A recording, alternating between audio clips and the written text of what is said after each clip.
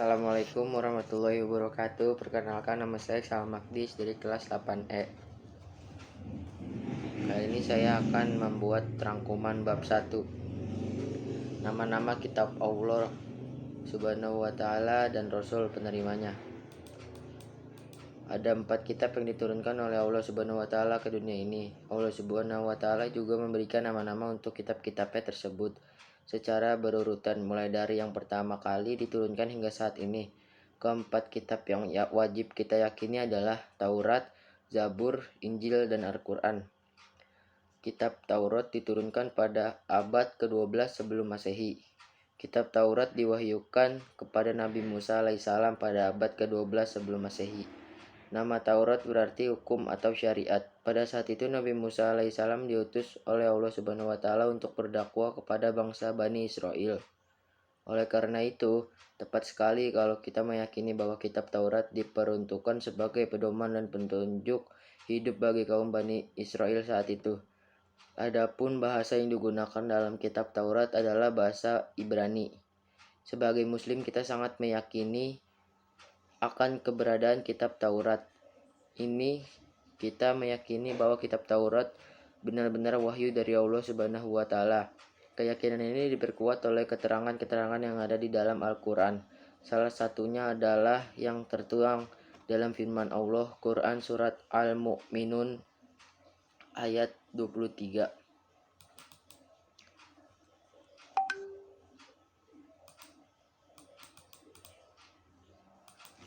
Nabi Musa alaihissalam mendapatkan wahyu dari Allah. Dengan izin dan pertolongan Allah Subhanahu wa ta'ala, Nabi Musa alaihissalam dan kaumnya dari bangsa Bani Israel selamat dari kejaran Fir'aun. Mereka dapat menyeberangi Laut Merah. Setelah itu Nabi Musa alaihissalam membawa para pengikutnya menuju Bukit Sinai. Kaum Bani Israel meluapkan kegembiraan mereka karena dapat selamat dari kejaran Fir'aun dan tentaranya. Saat itu mereka benar-benar merasa merdeka dan bebas. Semula mereka hidup terkekang karena menjadi budak bagi Fir'aun di kerajaan Mesir.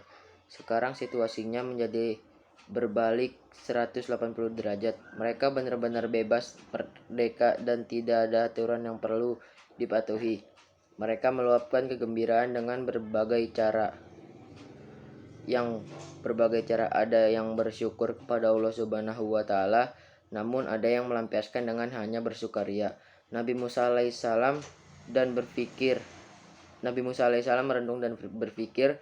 Beliau berkeinginan agar kehidupan bangsa Bani Israel mendapat terarah dan memiliki aturan. Mereka tidak boleh hidup liar dan bebas semau-maunya. Nabi Musa alaihissalam kemudian berdiam diri dan bermunajat di salah satu tempat yang berada di Bukit Sinai untuk memohon petunjuk dari Allah Subhanahu wa ta'ala.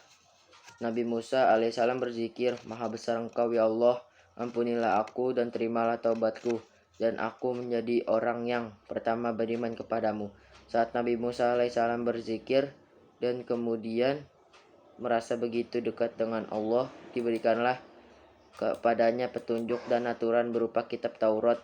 Kitab itu berisi panduan kehidupan untuk Nabi Musa dan kaumnya agar hidup menjadi terarah. Adapun pokok ajaran yang ada dalam kitab Taurat yang diturunkan di Bukit Sinai tersebut adalah sebagai berikut. 1. Perintah Allah untuk mengesahkan Allah Subhanahu wa ta'ala.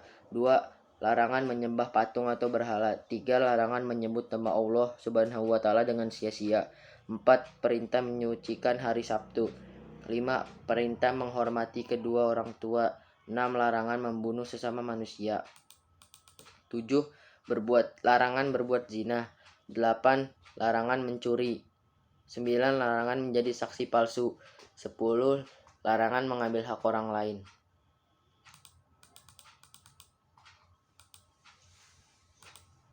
Sekian dari saya. Wassalamualaikum warahmatullahi wabarakatuh.